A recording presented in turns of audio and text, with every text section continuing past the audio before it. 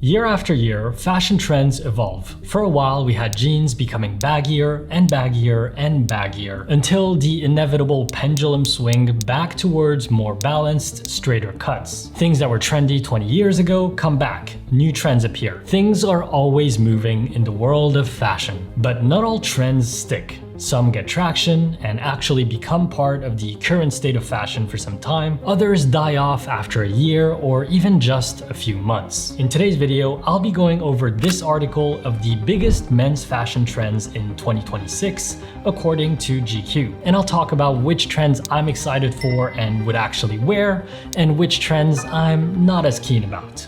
Let's get into it. Number one, we've got handbags. Okay, what are we talking about here?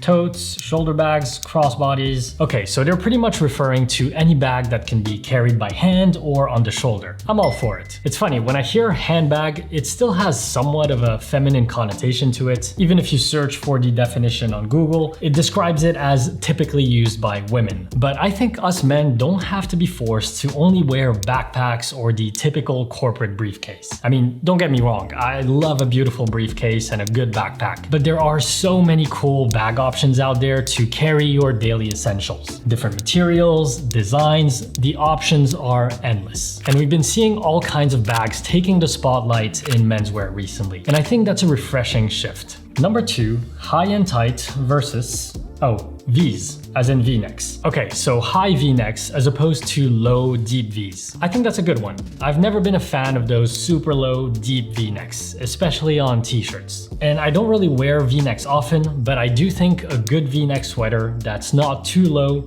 with a little bit of white tee peeking out is a very nice look. I also want to get myself a nice chunky V-neck knit next fall winter. So it's a yes for me. I would actually wear this trend. Number three, we've got approach shoes. Not gonna lie, I'm not actually familiar with this term. Are these just hiking shoes? Let's search it up. Okay, specialized, durable, hybrid footwear designed for hiking to rock climbing crowds.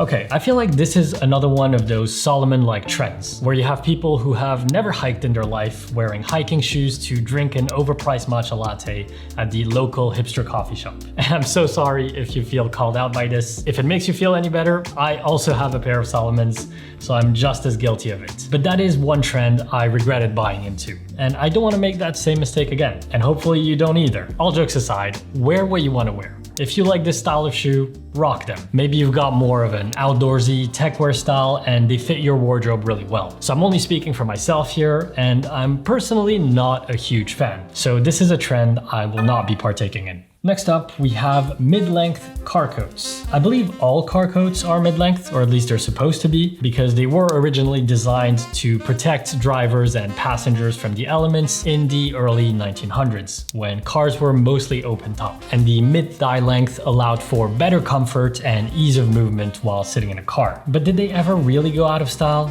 I don't know. I don't mind a car coat. I'm pretty impartial to it. I do prefer an overcoat within the category of long coats. I probably always choose one over a car coat, but I don't have anything against them. Probably won't be wearing or buying any car coats this year, but I think they're definitely not the kind of item that will go out of style anytime soon.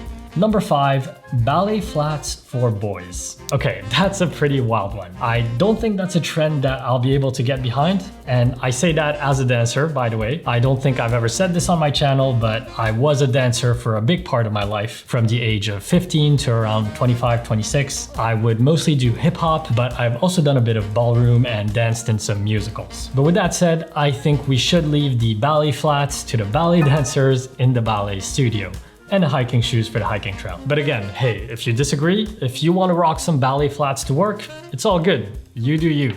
Next up, engineer boots. Wow, we're really going 180 with this. Is 2026 the year we're just going wild with shoes? You know what? I don't mind these as much. They look a little overkill for everyday wear, and I'll probably still just wear my camion boots or some other black Chelsea boots, but I could see some cool outfits being pulled off with this kind of boot.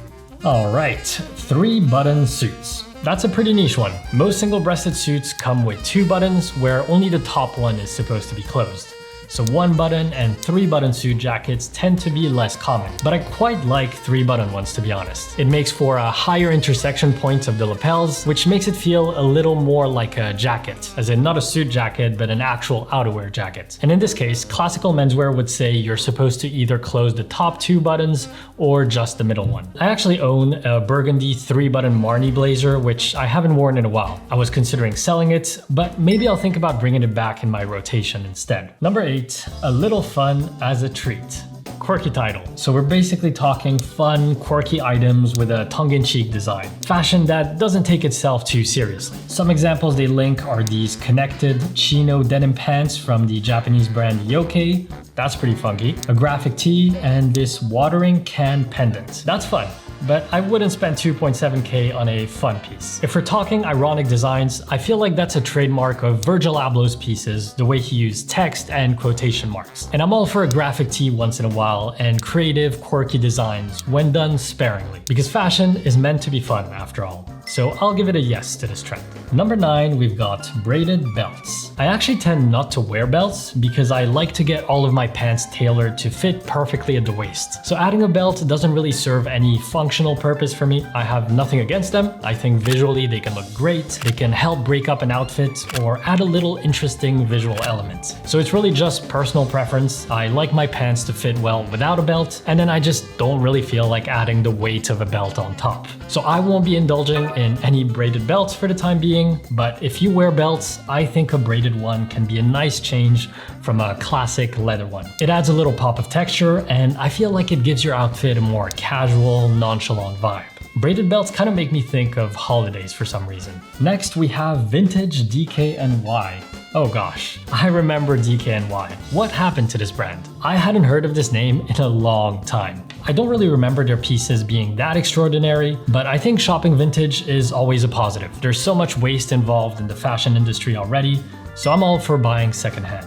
Number 11, Argyle sweaters.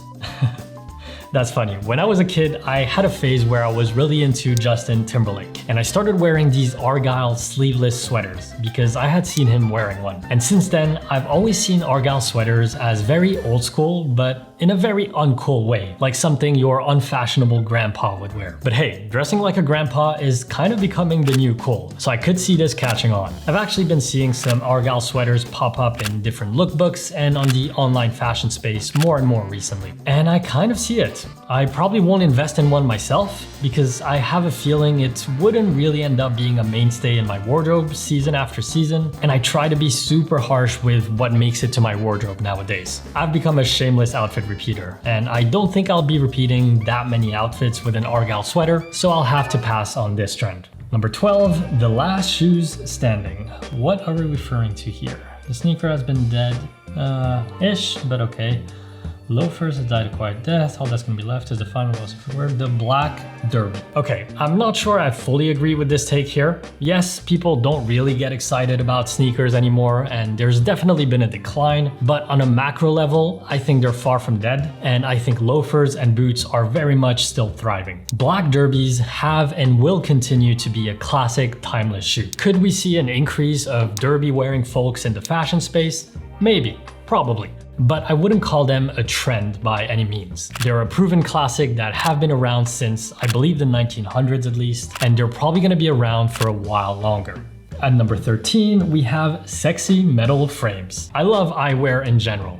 I've been wearing glasses for most of my life, and I love experimenting with different eyewear frames, shapes, and materials, because I think glasses are a huge part of your image, and the right ones can really elevate your look. My go-tos used to be these Oliver Peoples in a silver metal, and for the past year or two, I've been wearing these spectacularly light glasses from Lindbergh. They have a clear frame, which I was able to fully customize the design, color, and material. But I digress. Let's look at the GQ recommendations.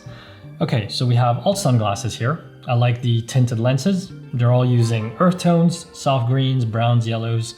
contrasted with the silver frame. It gives them this cool retro feel, which I think is in line with the current zeitgeist of fashion, taking inspiration from the past, whether it be Y2K or currently the year 2016, which is a hot thing on social media. I don't think this kind of combination with the silver and the tinted lenses are exactly my style, so I probably won't be getting frames like this, but I think they can definitely look great on the right person. I've been thinking about adding a pair of glasses to my collection at some point this year, but maybe something a bit more classic. Maybe go back to stronger, bolder black frames. That's always a flattering choice, but I'm not sure. We'll see. All right, it looks like we've reached the bottom of the list. So these were my takes on GQ's 2026 men's fashion trends. I'm actually surprised that they didn't speak about pant silhouettes or low-profile sneakers. But anyways, let me know which of these trends you like, dislike, and which ones you might want to give a try yourself. The beauty of fashion, I think, is in the diversity of styles and how you choose to express yourself. So we don't all have to be liking or wearing the same thing. It's about getting inspiration from one another, feeling good in the clothes you wear,